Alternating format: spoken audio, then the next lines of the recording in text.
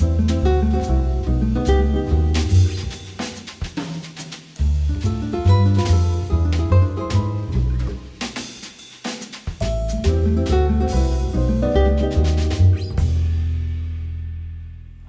I'm Valerie Bealle and I'm at the Cool Tools studio, and I'm going to show you how to fit a large cylinder bead and bead caps to large round beads so that they fit perfectly.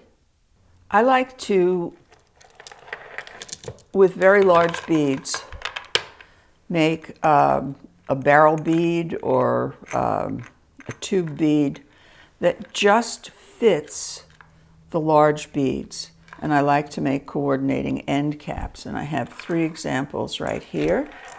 And I'm going to show you how to do that so that beads fit the stones perfectly. If the bead is too big, it's going to cover up the whole stone. If the bead is not big enough, it's going to sink in between them and not be attractive. So I have a way of measuring everything that's very simple, and I will put these aside and we'll get going. I'm going to use these beads, these black onyx beads, and what I do is I take a caliper. You don't even have to turn it on for this. You don't have to know the numbers. You're just going to open the caliper and keep opening it until it just fits over the bead, and then close it up so you've got the measurement, the size of the bead. Whoops, a little bigger. There we go. So I need a cylinder this big, because when it shrinks, it will when the bead shrinks, it will shrink just the right amount to fit onto these beads. So what I use is this wonderful device, which is, and if any of you have it, I know you love it, it's a ring mandrel. And I can then take this and see, no, that's much too big. That's much too big. This is a little smaller. No, still too big. Oh, this one is too small. And like the little bear in Goldilocks, this one's just right. So I'm going to place this on here. And I'm going to use this size to make my bead. Now, these ring mandrels really need to be wrapped in order to protect their aluminum, and you want to protect the metal clay from the aluminum. And I wrap them with a Post-it note, but the first thing I do is, I can use this to measure. I'm going to make a line along here, and here.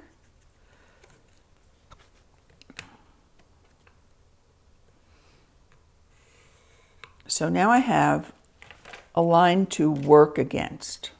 Wrap tightly around, and sometimes they don't stick enough. So, but what I want to do is take the line and get it nice and neat. I have some Scotch tape. Just tape it like that. If you put the Post-it sticky part against the metal, you're not going to have an easy time taking this off. And this allows you to slide the whole thing off with ease. Okay, now I'm going to choose a texture plate, and I'm going to use this one, which is my hands down favorite texture plate of all time. And I'm going to mist it lightly with Cool Slip. Wipe it off. Wipe my hands together. Wipe it a little bit more because I don't want that much oil going onto my, my clay. I'm using Flex clay, and Flex clay is very sensitive to any of the oils. There aren't any, you know, some people use olive oil, some people use all sorts of things, but Flex clay reacts to all of them. So I've wiped a little bit of it onto my roller, and I'm going to begin. Now I want to place the pattern so that this is going to be the center of the pattern. In other words, I want the two sides to be symmetrical around this so that when it wraps around, it'll all meet and it'll look nice and neat. So how am I going to figure out how long this is? I have this very fancy piece of equipment that I got from a bread bag, and I'm going to wrap it. And you want to wrap it along the line, because if you wrap it at an angle, you're getting the wrong size. And where the two meet, I just take it and make a bend. So now I know this is the length. I don't have to know the number, the measurement, but I do have to have a sense of how long it is. So I'm going to take this and place it on this. And I can see that it goes from about here to a little more than there, then the same thing on the other side. So when I cut my piece of clay, I'm going to cut it from here to here. And that will give me enough to wrap around this, and it'll be perfect, and the pattern will approximately match, because you want your seam to be difficult to see.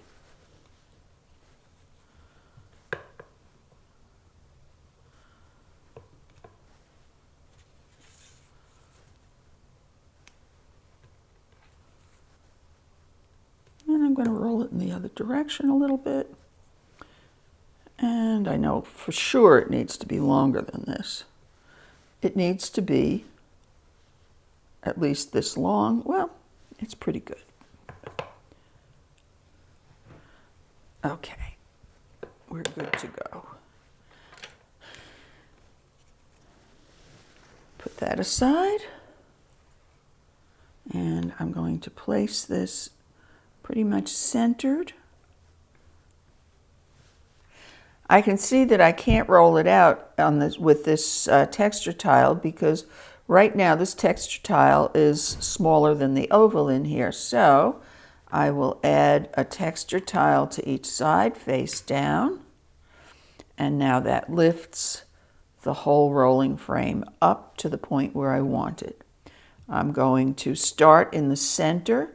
I know that to avoid ghosting or kind of double images, you usually run from one end to the other, but I find that on a piece that is quite long, you can more effectively go from the center down, and then you can see where you started and roll up.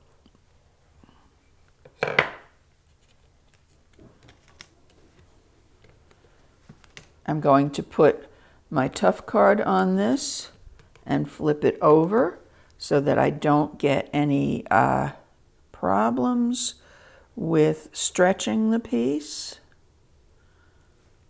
And there we have it.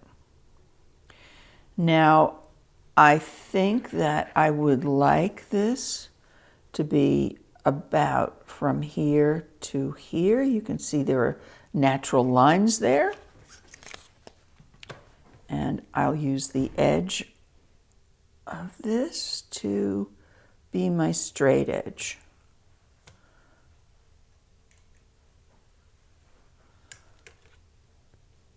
Remove this, and then we'll go to the other side.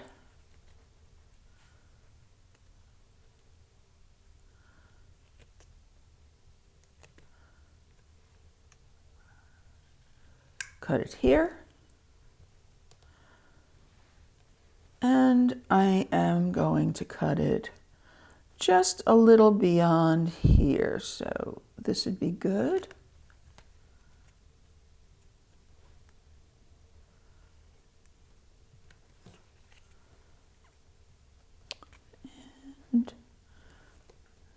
Okay, we'll go a little further on this side so we have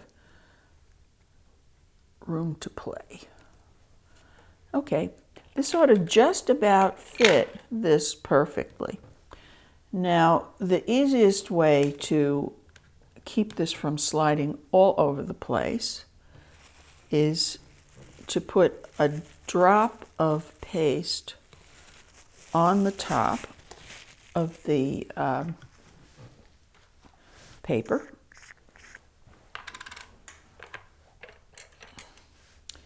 And I want a little bit of water. Get my brush softened up. And just the tiniest bit, right? I'll put it right here.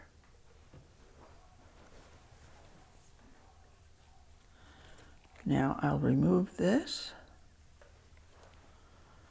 I will lay this here, and I want to lay it right against that pencil line that I did. This is the side that I cut just about to where it needs to be. The other side I made a little longer so that I can work with it. So we'll press that down gently. Because this is flex clay, you could actually let it dry a little while and then put it on. So you really have that option. Now I'm going to cut it right here. And you can see they just about butt up nicely.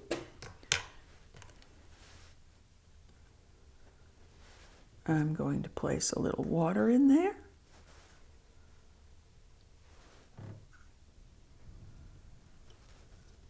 Press them together.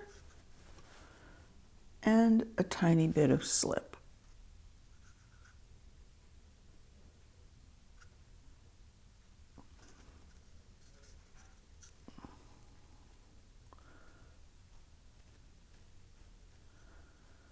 Because the nature of this pattern is that it has lines in it, your eye is not even going to pick that up once it's dry. I've done a series of them. This one is the center one that I've just finished, and I've done two smaller ones that will be the end caps. Here you see the end cap finished, and I'll show you how you put the base on the end cap. We'll take this off. This could actually be set in just as it is. You don't have to leave it on here. So if you want to make a whole bunch of things on this, you keep taking this paper off and then you do another one, and you could put it all in a dehydrator, and that would work just fine. Just stand it on end. So now we're through with all of that, and I'm going to just roll some plain clay at 3 cards thick. Okay, here we go.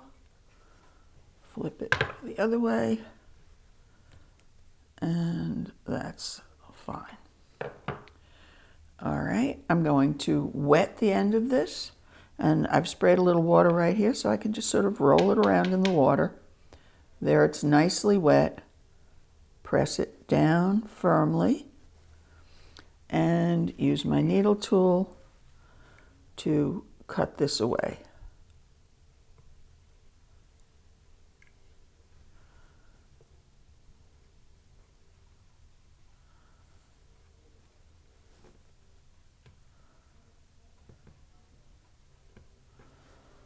Okay. There it is. To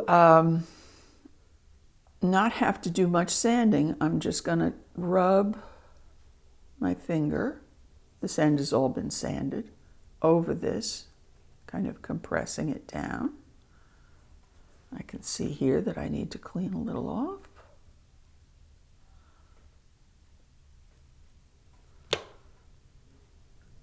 I'm going to put this on a hot plate to dry it, and when it's dry, I will drill a hole in the top of it using a little hand drill. These are just so wonderful and handy to have. And that will be the hole that the string will come out for my beads. I'd like to explain about how the shrinkage makes these tube beads fit precisely and properly.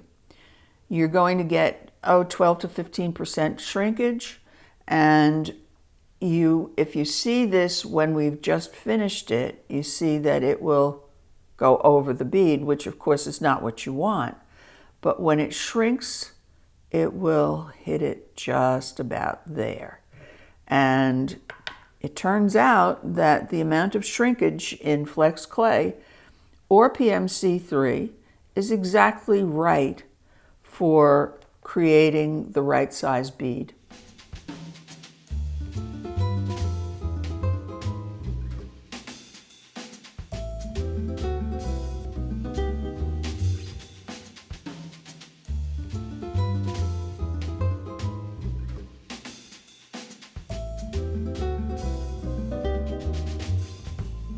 Visit our Learning Center at cooltools.us for more cool jewelry making videos. Subscribe to our YouTube channel, like us on Facebook, follow us on Twitter, and be sure to sign up for our email list to be the first to hear about new videos, new products, and other cool stuff from Cool Tools.